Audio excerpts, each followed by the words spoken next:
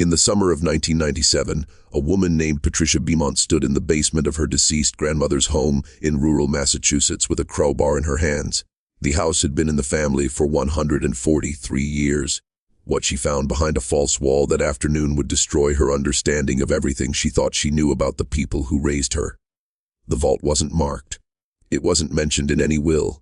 And when she finally pried it open, the smell that escaped was described by the only witness present as the scent of earth and old blood and something else, something like fear that had been fermenting in darkness for more than a century. Inside were papers, hundreds of them.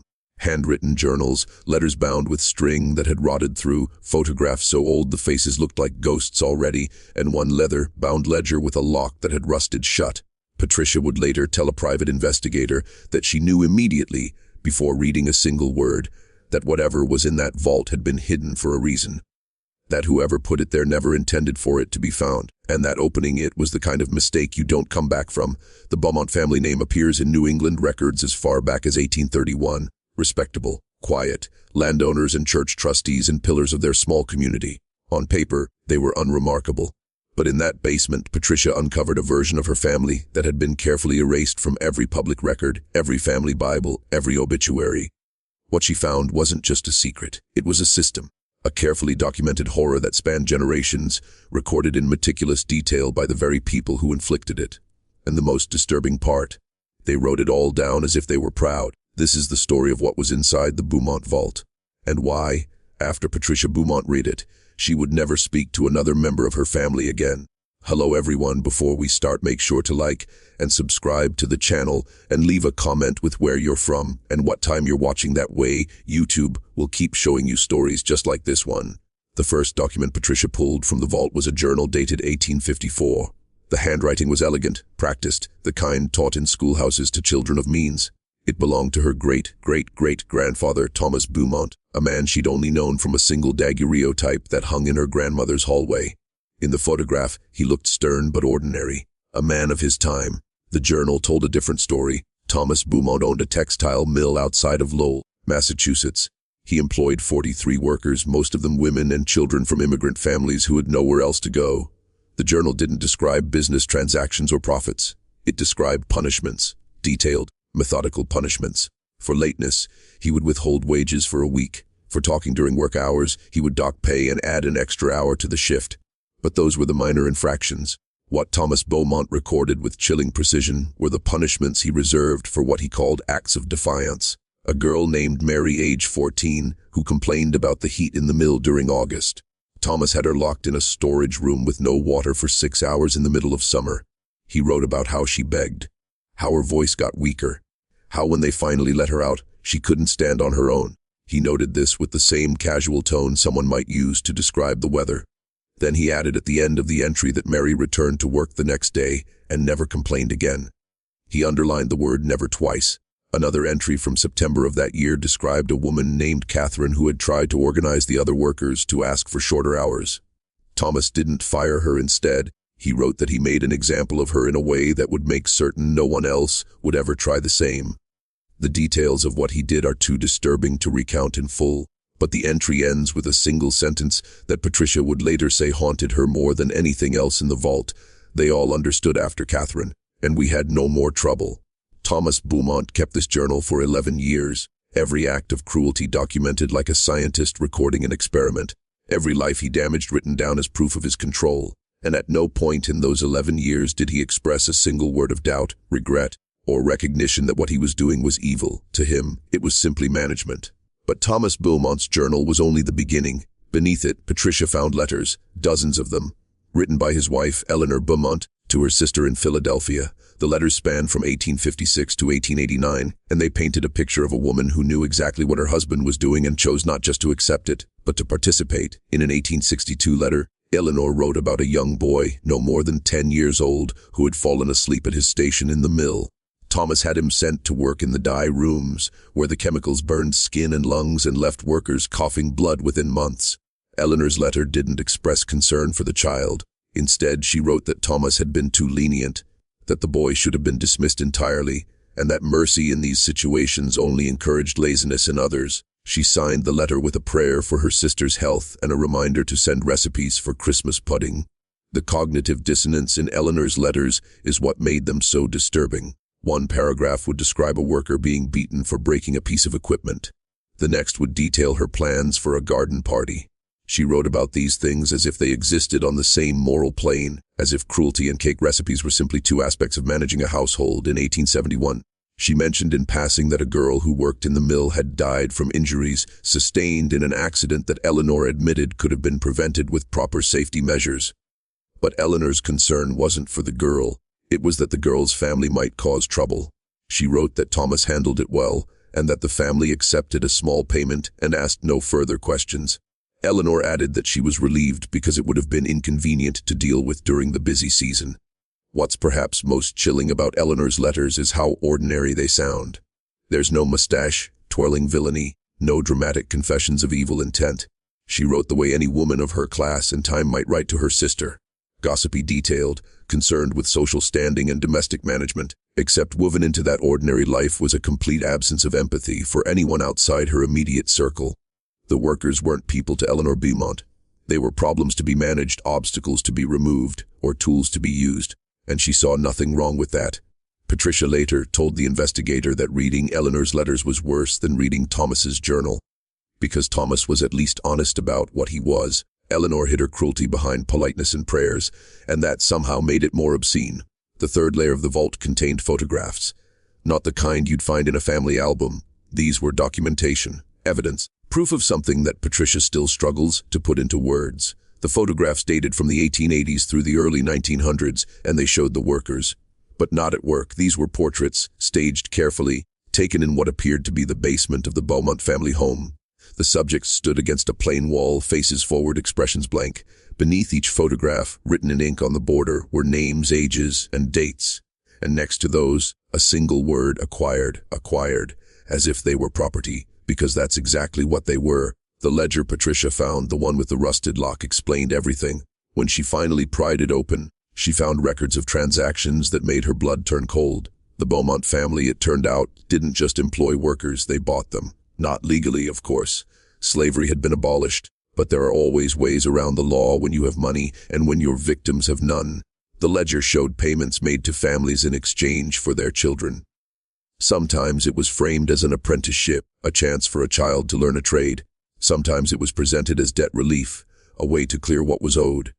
But the reality was spelled out in Thomas Beaumont's meticulous handwriting. These children were purchased, and once purchased, they belonged to the Beaumont family until the family decided otherwise. The amounts varied. $50 for a 10-year-old girl from an Irish family in 1883, $75 for twin boys aged 12 in 1891. The entries went on for pages. What happened to these children wasn't recorded in the ledger, but there were other documents. Medical records signed by a doctor whose name appeared dozens of times, describing injuries consistent with severe physical abuse. Letters from parents begging to see their children, asking if they were well, pleading for them to be returned.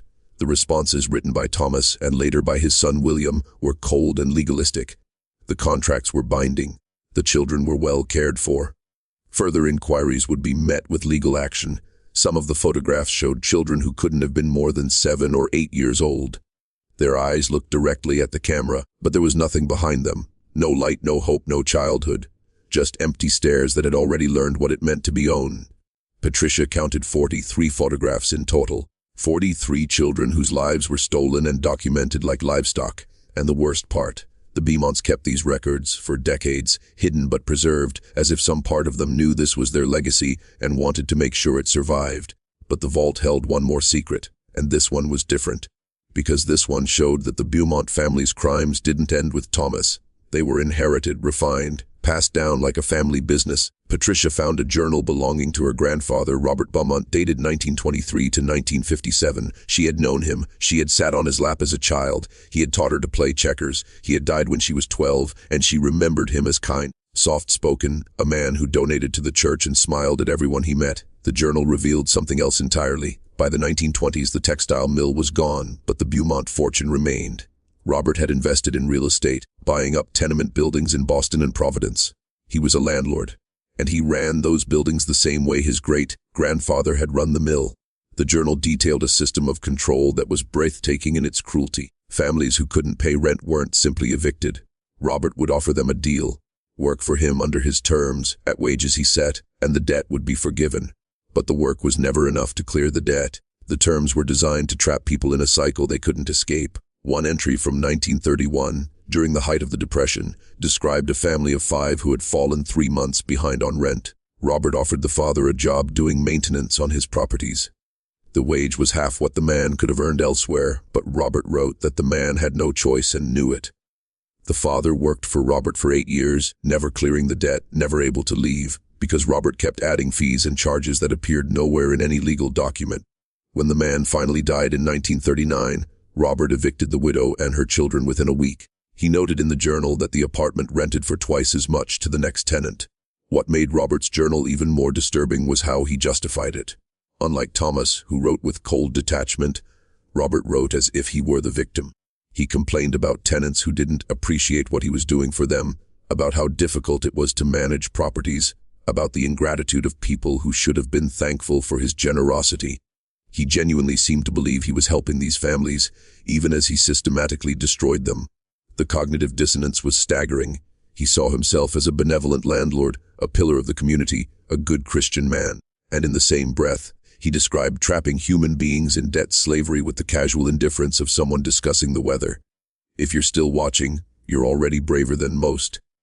Tell us in the comments, what would you have done if this was your bloodline? Patricia spent 3 weeks alone in that house, reading every document in the vault. She told the investigator that she couldn't stop, that even though every page made her physically ill, even though she would wake up in the middle of the night with panic attacks, she had to know the full truth. She had to understand how deep it went, and what she discovered was that it went all the way down. The vault didn't just contain records of what the Beaumont family had done. It contained evidence that they had never stopped, that the methods had evolved, the language had changed, but the fundamental belief system remained intact. Her own father, who had died in 1989, had left behind papers showing investments in private prisons, in predatory lending schemes, in businesses that exploited immigrant labor in ways that were technically legal, but morally identical to everything that had come before. There were letters between her father and his siblings discussing strategies to maximize profit from suffering. There were birthday cards from her grandmother with notes about family dinners, right next to balance sheets showing income derived from human misery. The compartmentalization was absolute. The Beaumonts lived in 2 worlds simultaneously, one where they were respectable, charitable, beloved members of their community, and another where they systematically destroyed lives for profit. And they saw no contradiction between the two. What broke Patricia wasn't just the horror of what her family had done. It was the realization that they had all known.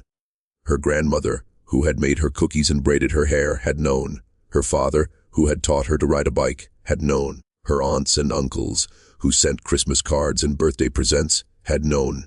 The vault proved it. There were references to family meetings where these things were discussed, where the younger generation was brought into the fold, where the family's true business was explained and justified and normalized. Patricia realized that if her grandmother hadn't died when she did, if Patricia hadn't found the vault by accident, eventually she would have been told too. Eventually, someone would have sat her down and explained how the Beaumont fortune was really made, how it was maintained, and what would be expected of her to keep it going. She would have been given the same justifications, the same rationalizations, the same careful explanations about how this was just business, just the way the world worked, just what people like them had to do to maintain their position. And the most terrifying question Patricia faced, the one that haunted her more than anything else in that vault, was this: would she have said yes? If she had been raised in it gradually, if it had been normalized over years, if she had been taught from childhood that this was simply how things were done, would she have become one of them? Or was there something fundamentally different about her? She didn't know, and that uncertainty was almost worse than the certainty of what her family had been. Patricia Beaumont sealed the vault back up in October of 1997. She didn't destroy the documents. She didn't report them to authorities. She made copies of everything, locked the originals back behind the false wall, and walked out of that house for the last time. When asked why she didn't go to the police, she said something that reveals how deep this kind of evil runs. She said that most of what was in the vault wasn't technically illegal anymore. The statutes of limitations had run out decades ago. The people who had committed the worst crimes were long dead, and the modern incarnations of the Beaumont family business operated within the letter of the law, even if they violated every moral principle she believed in. She changed her name, cut off contact with every living member of her family. They tried to reach her at first. Her uncle hired a private investigator to find her. Her aunt sent letters to her last known address, asking what had happened, why she had disappeared, whether she was all right. Patricia never responded. She told the investigator, who eventually tracked her down for an interview in 2003, that she couldn't look at any of them without seeing the faces in those photographs. The hollow eyes of children who had been purchased like furniture. The desperate handwriting in letters from parents who would never see their sons and daughters again. The investigator asked if she felt guilty for keeping the secret, for not exposing what the Beaumont family had done. Patricia's answer was chilling in its honesty. She said that she didn't keep it secret to protect them. She kept it secret because she didn't believe it would matter. That the Beaumont family wasn't unique. That there were probably hundreds of families like them scattered across America with their own hidden vaults and their own carefully preserved records of atrocities. That the systems that allowed the Beaumonts to do what they did were still in place, just wearing different masks, and that exposing one family wouldn't change anything except to make her a target. The house was sold in 1998. The new owners never found the vault. As far as anyone knows, it's still there, behind that false wall in the basement, holding a century and a half of documented horror that no one is looking for. Patricia is still alive, living under her new name somewhere in the Pacific Northwest. She has never married, never had children. When asked why, she said it was because she couldn't bear the thought of passing on even a drop of Beaumont blood to another generation. The story of the Beaumont Vault is a reminder that evil doesn't always announce itself with horns and pitchforks. Sometimes it wears a respectable suit and goes to church on Sunday. Sometimes it's your grandfather teaching you checkers, your grandmother baking you cookies, your father helping you with homework. Sometimes the monsters are the people who smile at you across the dinner table. And sometimes the most terrifying thing isn't what they did. It's how easily they convinced themselves they were the good guys while they were doing it. The vault is still there. The documents are still there, waiting in the dark, just like they always have been.